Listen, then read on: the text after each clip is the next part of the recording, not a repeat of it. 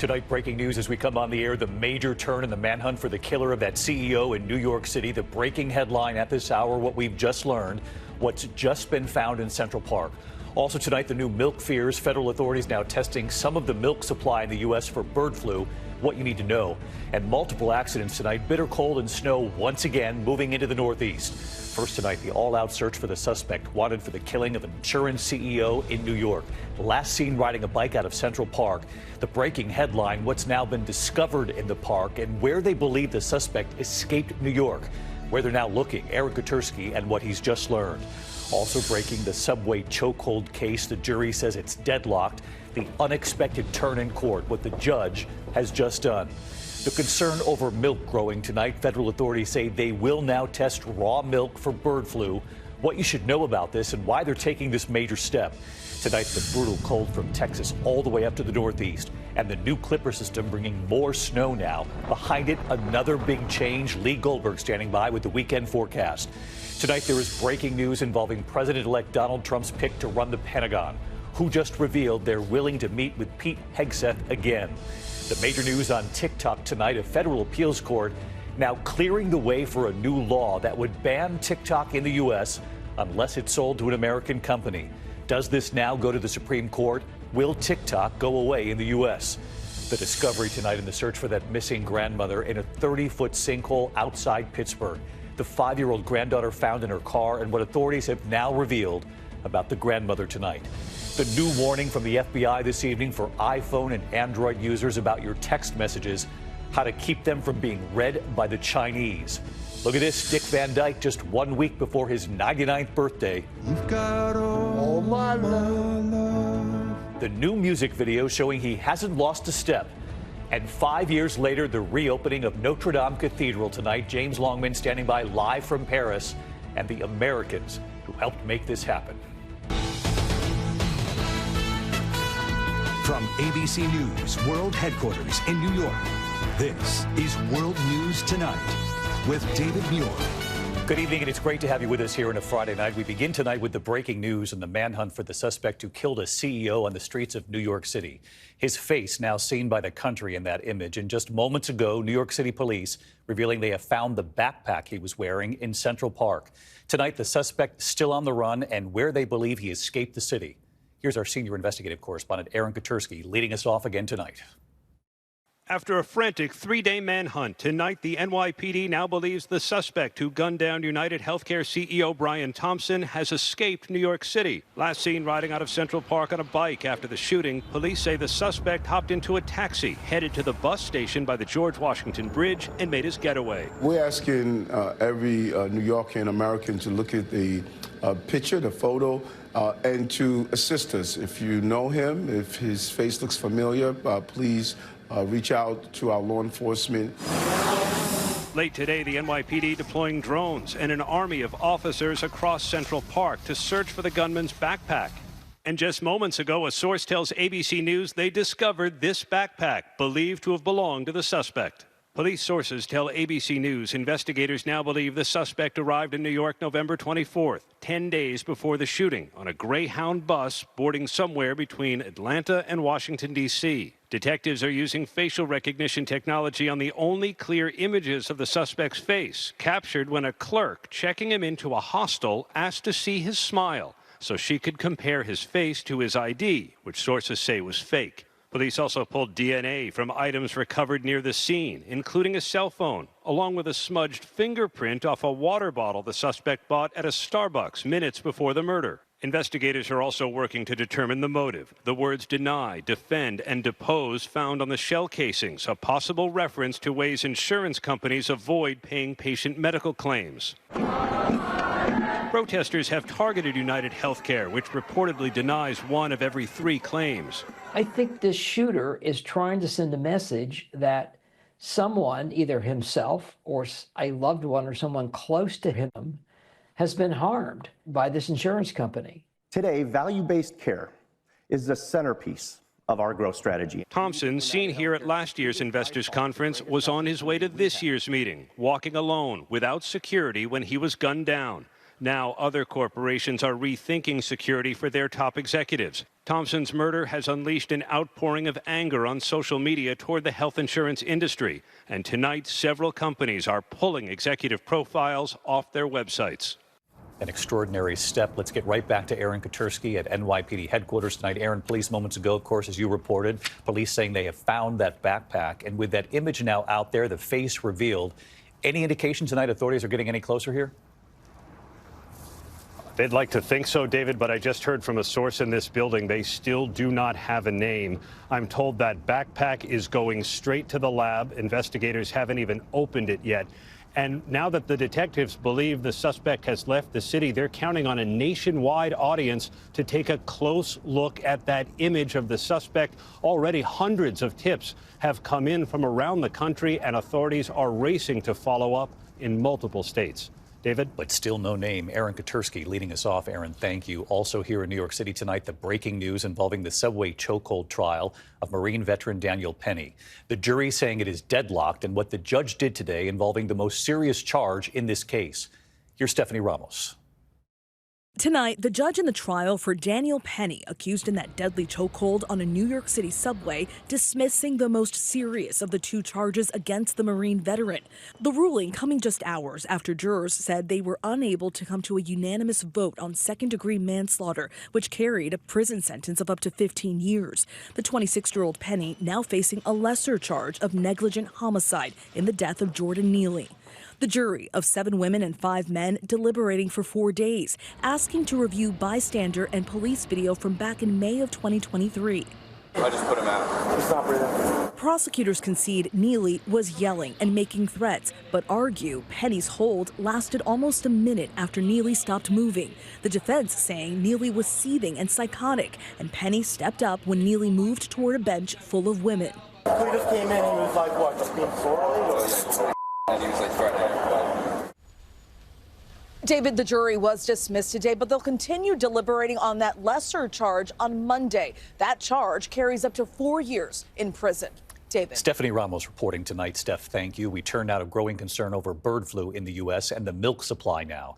Tonight, the Department of Agriculture taking an extraordinary step, testing raw milk samples nationwide, not pasteurized milk, but raw milk.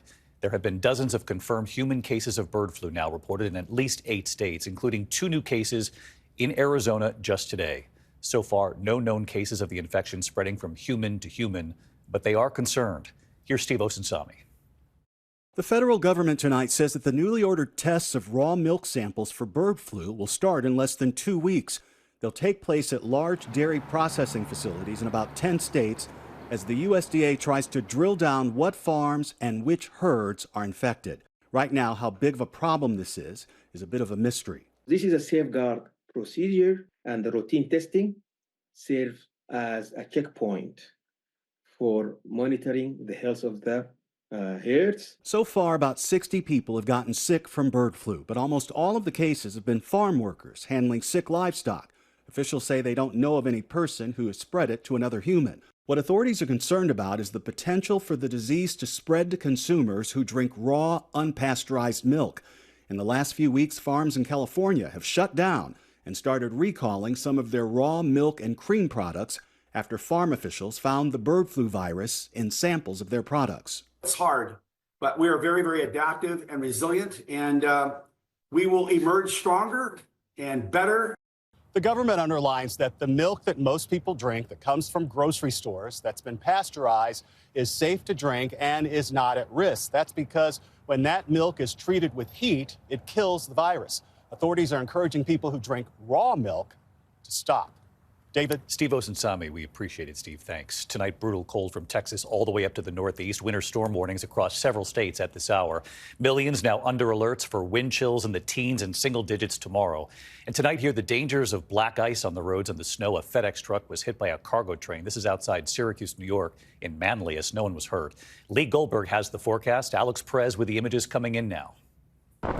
Tonight, along the Great Lakes, feet of snow taking a toll.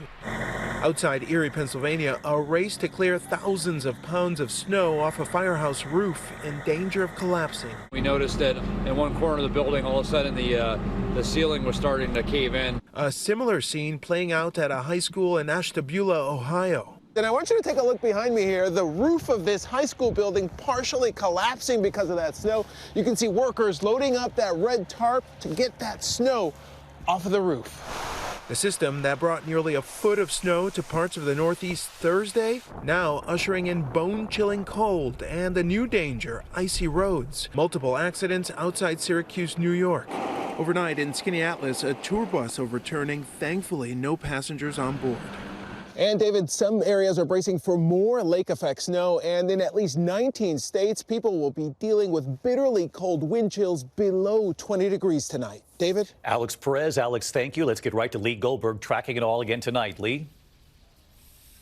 David, the early season cold blast is winding down, but it's still bitter tonight. We've had 40-mile-per-hour gusts across the Great Lakes in the Northeast and still more lake snows. We have lake snow warnings that continue downwind of Lake Ontario and Lake Erie. We can still put down another foot of snow in places like Oswego, into Jamestown as well. These will ease tomorrow, but it wants to snow in the Northeast. And if the Clipper system moves in, it's a minor snowfall, but maybe slick spots on the New York State Thruway and the Mass Pike. Freezing temperatures, parts of Georgia and into Florida. They'll spend several hours in the 20s tomorrow morning in Gainesville and Brunswick. But we're warming up. The warmth is spreading across the country. In fact, Arctic air looks like it's going to stay away as we approach the holidays. David? Can't wait for that. Lee Goldberg from WABC. Lee, thanks. There is late word tonight involving President-elect Donald Trump's pick to run the Pentagon, the key Republican senator now, who just revealed she's willing to meet with Pete Hegseth again.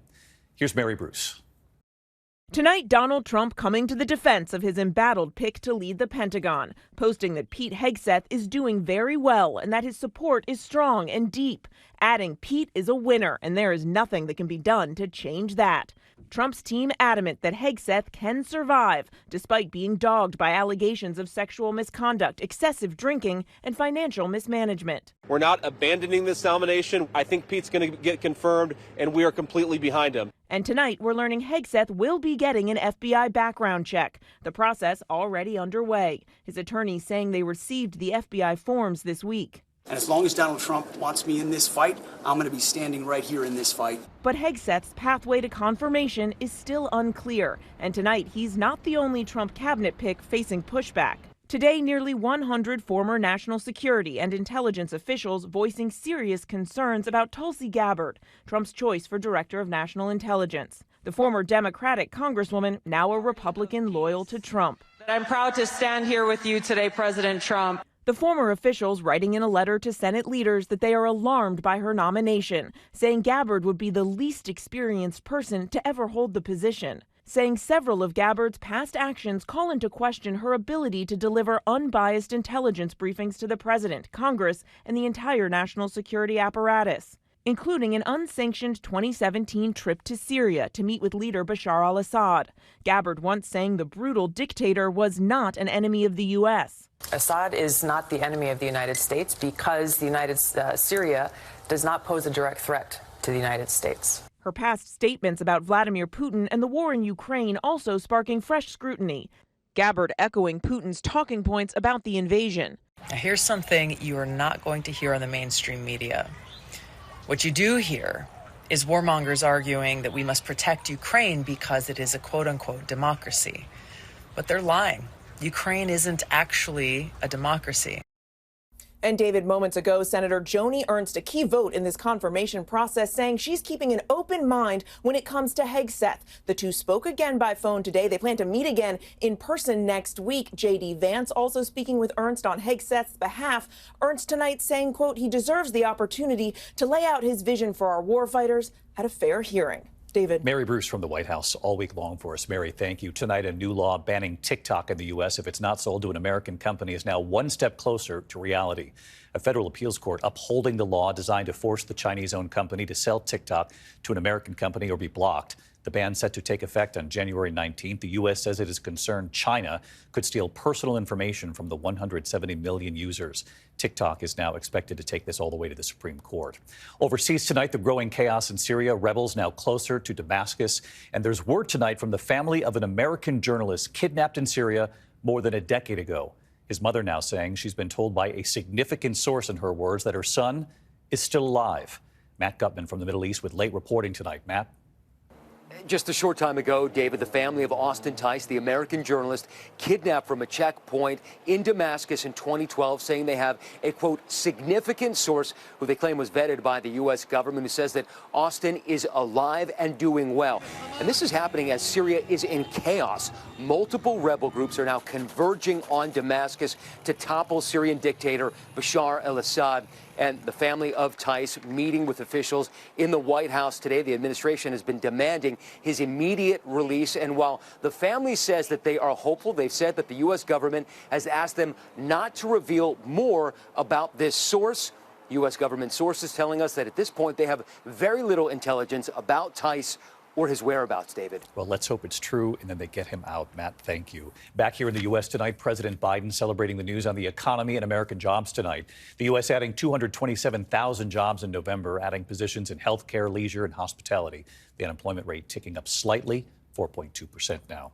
When we come back, the news coming in on that missing grandmother in a 30-foot sinkhole outside Pittsburgh, what authorities have now revealed tonight. Also, the new FBI warning about the text messages on your phone. And Dick Van Dyke, about to turn 99, his new video tonight. Tonight, authorities outside Pittsburgh have now recovered the body of a missing grandmother. Elizabeth Pollard had been searching for her cat. Her 5-year-old granddaughter was found safe inside her grandmother's car. The FBI with a new warning tonight about your text messages. Authorities now say texts sent back and forth from iPhones to Androids are not secure from the Chinese. They're now urging users to use encryption apps. When we come back here tonight, Dick Van Dyke, what he's just done, and we're going to go live to Notre Dame in Paris in a moment. To the index and your health, good news about dark chocolate tonight. A new study published in the British Medical Journal finds eating a few servings a day of dark chocolate may actually lower the risk of type 2 diabetes. Milk chocolate did not show the same thing. Sorry. The legendary Dick Van Dyke tonight.